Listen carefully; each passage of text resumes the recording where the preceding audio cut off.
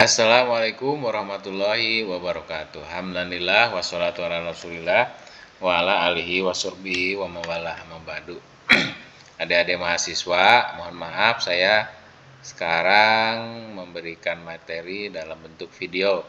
Setelah memberikan materi dalam bentuk video, dipersilahkan kepada mahasiswa yang akan melakukan presentasi. Khusus dalam pertemuan ini kita akan mempelajari lebih dalam mengenai jual beli. Jual beli ini merupakan istilah hukum perdata di Indonesia. Nah, dalam fikih itu lebih dikenal dengan al-bai' yang berarti jual, sedangkan belinya itu adalah syiro. Abi'u, aku menjual, ashtari, aku akan membeli. Artinya dalam Islam itu hanya cukup memakai terminologi al-bai', sementara dalam perdata Indonesia dikenalnya dengan jual beli. Baik, sesuai dengan apa yang sudah kita pahami, hukum dari fikih muamalah adalah selalu boleh selama tidak diharamkan dalam Al-Quran atau dalam nas. Nah, bahkan untuk jual beli ini secara eksplisit dalam surat Al-Baqarah ya. Al-Baqarah ayat 275, wa ahallallahul bai'a wa harrama riba. Allah Subhanahu wa taala telah menghalalkan jual beli dan mengharamkan riba. Itu sudah jelas sekali. Tanpa perlu menafsirkan lebih dalam, ayat ini jelas menjelaskan tentang hukum jual beli, bahwa jual beli adalah boleh. Sementara di sisi lain yang diharamkan adalah riba. Baik, kemudian jual beli itu kita kenal dengan adanya rukun dan syarat. Syarat jual beli ya. Jual beli. Rukun dan syarat jual beli ini, rukun dan syarat jual beli apabila dikatakan rukun ini berarti unsur kalau dalam bahasa Indonesia. Kalau kita berbicara tentang syarat, maka syarat ini adalah ketentuan yang terdapat dalam unsur tersebut. Ketika kita berbicara rukun, maka akan sangat mudah untuk menentukan rukun jual beli itu adalah penjual, kemudian pembeli, kemudian harga, dan terakhir adalah akad. Dalam pembicaraan klasik tentang fikih, apabila dikatakan rukun, maka rukun itu selalu harus ada. Dan apabila rukun itu tidak ada, maka hukum itu akan hilang. Contoh, di sini rukun jual beli ada penjual, pembeli, harga, dan akad. Apabila ada penjual tapi tidak ada pembeli, maka jual belinya tidak jadi. Bukan masalah sah atau tidak, tapi menjadi hilang, menjadi tidak ada sama sekali. Ada penjual tapi pembelinya tidak ada, atau sebaliknya pembeli ada tapi yang menjual nggak ada, sama, jual belinya juga tidak akan jadi. Ada penjual, ada pembeli, ada akad, tapi tidak ada harga, nah, berarti bukan jual beli namanya. Kalau begitu namanya hibah atau pemberian atau hadiah karena tidak ada harganya. Ada penjual, ada pembeli, ada harga, tapi tidak ada akad. Nah, ini juga sama. Akad ini adalah transaksi real antara penjual dan pembeli untuk menentukan tentang terjadinya peralihan barang. Baik, kita beralih rukun dan syarat jual beli. Nah, sekarang karena rukunnya ini adalah penjual, pembeli, dan harga, maka ketika kita berbicara tentang syarat jual beli, maka syarat ini akan menjadi bagian dari rukun tersebut. Pertama, di sini kita ada penjual dan pembeli. Ini adalah person atau orang. Maka syarat-syaratnya adalah yang berhubungan dengan person, mengenai tentang kualifikasi apakah dia itu bisa melakukan jual beli atau tidak. Dalam fikih klasik dikatakan salah satu syarat dari jual beli adalah baik pembeli ataupun penjual adalah orang yang sudah berakal sehat.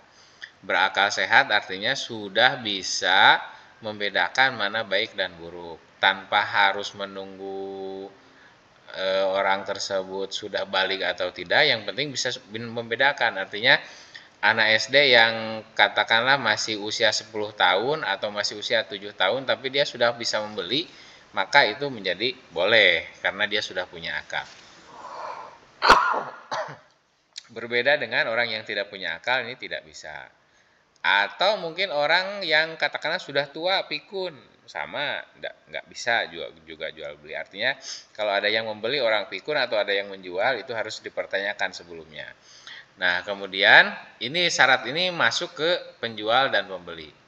Nah, kemudian juga penjual dan pembeli ini, kalau penjual benar-benar dia itu memiliki barangnya. Tapi kalau dia tidak punya, bukan barangnya itu bukan kepunyaan dia, maka dia tidak sah jual belinya. Artinya dia menipu menjual punya orang lain.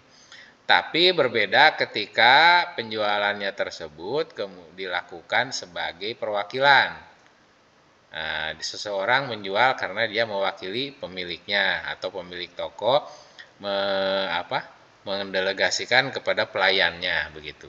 Demikian juga pembeli, walaupun pembeli itu bukan yang punya uangnya, katakanlah seseorang ataupun pegawai yang di rumah tangga, di pembantu rumah tangga atau pegawai lainnya, dia membelikan untuk majikannya juga boleh demikian. Yang kedua, berkenaan dengan syarat pembeli, pertama akal, kemudian milik sah, kemudian tidak ada paksaan. Tidak ada paksaan maksudnya, baik yang menjual maupun yang membeli ini tidak ada paksaan. Mungkin ini pembahasannya seperti sederhana ya, tidak ada paksaan. Tapi dalam partai-partai besar seringkali kata-kata tidak ada paksaan ini menjadi permasalahan yang terjadi di pengadilan. Artinya hakim akan menilai jika jual beli itu nanti menjadi sebuah sengketa, maka hakim akan menilai apakah sengketa itu ada paksaan atau tidak pada saat transaksinya. Baik, yang kedua adalah harga. Ini harganya juga harus jelas. Nanti kita akan mengetahui harga yang jelas dan harga yang tidak jelas. Pembahasan selanjutnya nanti ini akan muncul bagaimana seorang penjual, bagaimana seorang pembeli, bagaimana sebuah harga. Nah, terakhir ini adalah akad. Akad ini adalah akad ijab dan qabul. Ijab itu menyampaikan dari si penjual, pembeli, kemudian qabul yaitu menerima. Akad ijab dan qabul ini pada dasarnya akad timbal balik kalau jual beli. Kalau dalam hukum perdata namanya ada transaksi ataupun perjanjian timbal balik. Artinya pada saat menjual maka si penjual menyerahkan barang dan kemudian si penjual pada saat tersebut juga menerima uang. Demikian juga pembeli pada saat membeli dia menerima barang, tapi pada saat yang sama dia menjual barang tersebut. Oke, selanjutnya di dalam hukum Islam,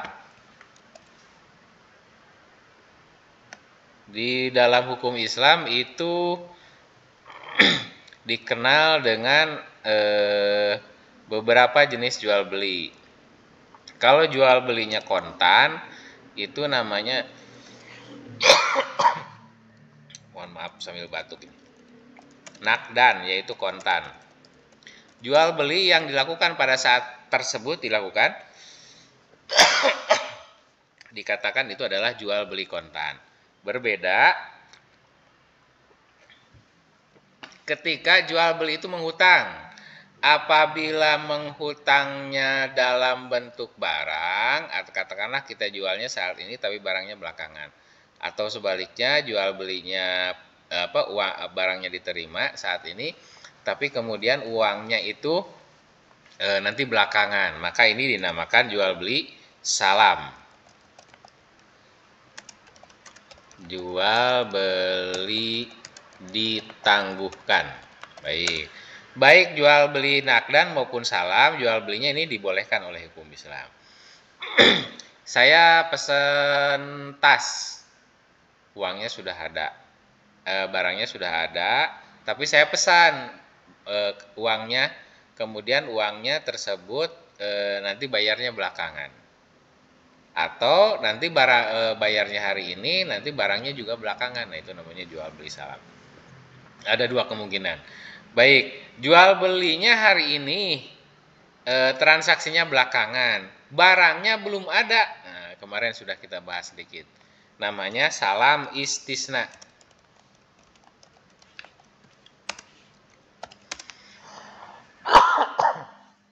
Salam istisna. Salam istisna adalah salam di mana barangnya belum dibuat tapi harus diproduksi terlebih dahulu. Contohnya kita mau beli rumah, rumahnya belum dibangun, tapi kemudian pada saat tersebut saya sudah membayarkan sejumlah DP. Nah, tapi kemudian bayarnya itu nanti diangsur-angsur sampai 20 tahun kemudian. Contohnya ini seperti perumahan. Baik, ada nakdan, ada salam istisna. Kemudian ada menjual, ada membeli barang dengan harga saat ini, tapi kemudian si pembelinya itu menjual kepada kita dengan harga yang lebih tinggi karena akan dibayar oleh si pembelinya itu beberapa tahun kemudian. Contohnya saya mau membeli mobil ke Bank Syariah dengan harga 250 juta. Bank Syariah menjual ke saya itu 350 juta. Nah, dia punya laba 100 juta. Nah, penjualan seperti ini dilakukan untuk melindungi harga fluktuasi uang, nilai mata uang, karena saya sebagai pembeli akan mengangsurnya mungkin sekitar 6 atau 7 tahun ke depan. Ini namanya bai' murabahah. Oke. Jadi jual dengan keuntungan, jual dengan keuntungan. Inilah transaksi yang banyak dilakukan di perbankan. Baik. Jenis-jenis semua ini adalah menjadi salah satu bagian yang diperbolehkan dalam hukum Islam. Nah, dalam fikih klasik itu ada dikenal dengan namanya khiyar. Khiyar. Atau dalam bahasa Indonesia mungkin lebih dikenal dengan opsi. Khiyar ini adalah opsi untuk melanjutkan atau untuk menangguhkan, ya, untuk melanjutkan jual beli atau membatalkan. Mohon maaf, untuk melanjutkan atau membatalkan. Di sini dikatakan contohnya khiyar. Ada khiyar itu ada tiga jenis. Ada khiyar syarat. Khiyar syarat itu ketika kita melakukan akad, ya, ketika kita melakukan akad, maka dalam akad itu kita sampaikan kepada si penjual, saya sebagai pembeli, membeli katakanlah HP dari mahasiswa. Pada saat membeli saya bilang, oh maaf, pada saat membeli HP itu, kemudian saya kasih tahu, saya beli ini ya, tapi ingat, kalau 2 hari ternyata HP-nya ada sesuatu yang cacat, maka mohon maaf saya kembalikan. Nah, itu adalah khiyar syarat. Atau saya beli HP ini ya, tapi mohon maaf ini dua minggu ini saya belum bisa ada kepastian, 2 minggu ini belum ada kepastian untuk pembayarannya. Saya bayar nanti 2 minggu kemudian, tapi mohon maaf kalau 2 minggu kemudian saya nggak punya uang, nanti jual belinya saya batalkan ya. Nah, itu namanya khiyar syarat. Kemudian ada lagi namanya khiyar majlis. Nah, khiyar majlis ini adalah opsi untuk melanjutkan atau membatalkan jual beli hanya terjadi pada saat di area jual beli. Jadi di luar area jual beli tidak dilakukan khiyar. Dalam beberapa ketentuan syarat jual beli seperti ini.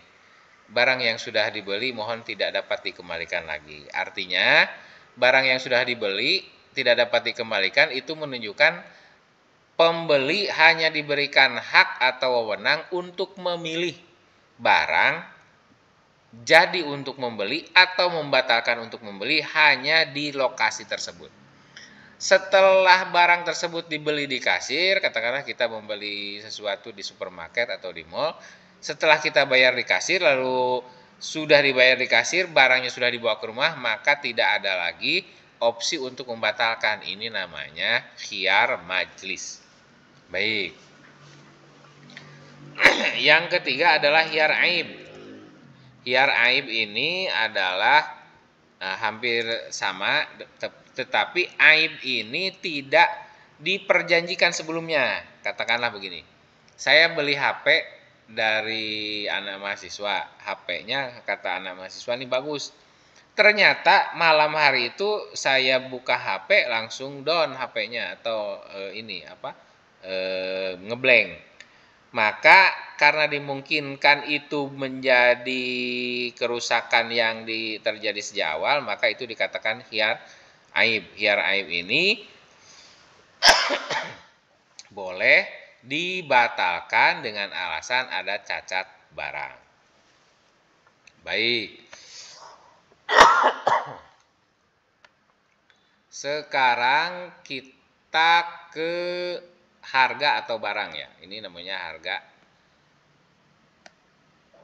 Persyaratan ke barang. Oke.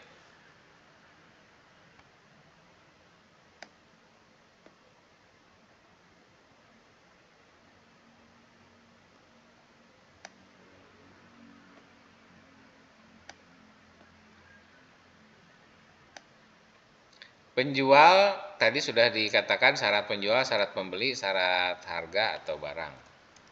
Nah, untuk harga atau barang ini ada beberapa hal. Jual beli itu adalah hukumnya halal. Akan tetapi halalnya ini adalah hukum asal. Artinya dia memungkinkan transaksi jual beli menjadi haram. Haramnya itu jadi haram lah. Halal kemudian menjadi haram. Salah satunya adalah barang objeknya, objek jual belinya adalah haram, nggak boleh. Kalau barangnya minuman keras, kemudian barang yang diperjualbelikannya itu sabu-sabu, maka itu menjadi jual belinya menjadi haram. Selama objeknya itu haram, maka jual belinya juga haram. Baik. Kemudian prosesnya haram, maka barangnya juga menjadi tidak, prosesnya ilegal, maka jual belinya menjadi haram. Contoh, ini barangnya adalah hasil curian kemudian dijual, maka barang tersebut menjadi jual belinya menjadi haram. Maharuma ahduhu haruma i'tauhu. Apa yang diharamkan diambil, maka diharamkan juga memberinya, apalagi dijual.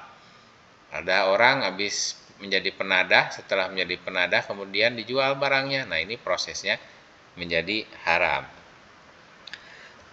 Nah, sekarang bagaimana objeknya haram tapi kemudian ada manfaat, boleh tidak? Contoh, ada di kampung saya banyak, atau di daerah Kawali itu banyak peternak ayam. Peternak ayam ini kotorannya ini satu karung itu bisa 8.000. Lumayan, kalau 100 karung kan berapa ratus ribu jadinya. Ini objeknya haram karena kotoran, tapi karena ada manfaat, maka karena ada manfaatnya, maka jual belinya menjadi halal, begitu ya. Baik. Oke. Kemudian yang selanjutnya, barangnya bagus, barangnya boleh betul, tapi dia goror. Nah, goror juga enggak boleh. Apa yang dikatakan goror? Goror adalah samar. Kemarin sudah membeli ikan yang ada di laut atau membeli ikan yang ada di kolam, itu juga nggak boleh. Goror ini nanti perkembangannya akan memunculkan ke transaksi online. Apakah transaksi online ini bisa menjadi goror atau tidak? Nanti silahkan dalam perspektif yang lain bisa didiskusikan. 1. Objeknya haram, 2. Prosesnya haram, 3. Objeknya goror. Kemudian selain goror ini ada ihtikar. Ihtikar ini adalah monopoli. Nah, barang yang dijual beli secara monopoli itu juga nggak boleh. Nah, listrik oleh negara nggak apa-apa lah, listrik oleh negara. Tapi kalau sekarang sebetulnya ini adalah ihtikar. Ihtikar ini menimbun, pada dasarnya menimbun barang yang ditimbun. Tapi dimaksudkan adalah untuk memonopoli. Manih takaro pakot zolama, nanti dilihat lagi dalil-dalilnya. Nah, model-model seperti ini dalam transaksi dunia saat ini bisa dilihatlah kasus-kasus timah, mungkin kasus-kasus emas, itu salah satunya adalah dari praktek-praktek seperti ini. Baik, objek haram, proses, goror, kemudian ihtikar. Kita lanjutkan. Di dalam transaksi-transaksi modern,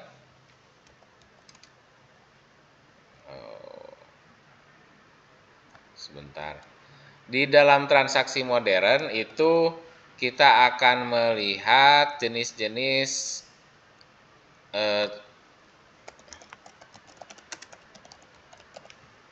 nah, transaksi modern adalah salah satunya adalah al-bai bil ijaroh.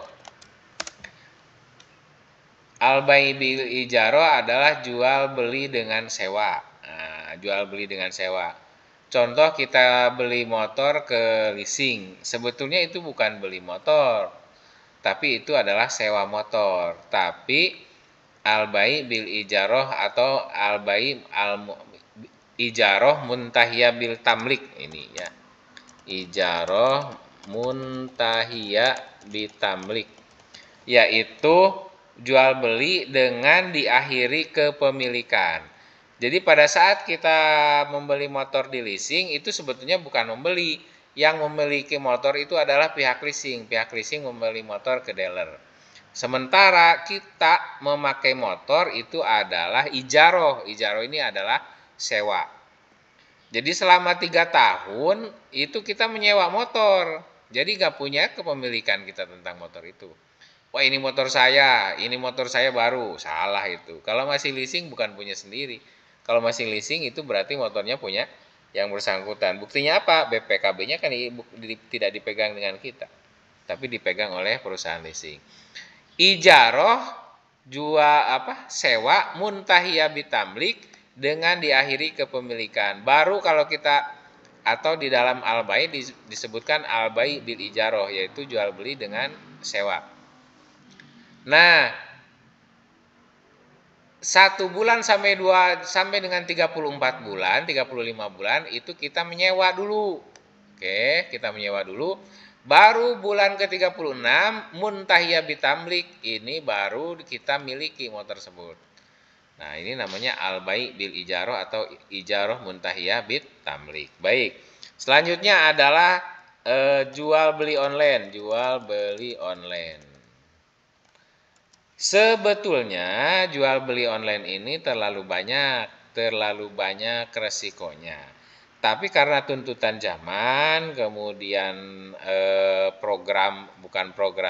perkembangan ekonomi sedemikian masif, maka jual beli online dimungkinkan ini menjadi sah manakala unsur-unsur yang tadi itu masih terpenuhi, yaitu ada penjual, ada pembeli, ada harga, ada akad.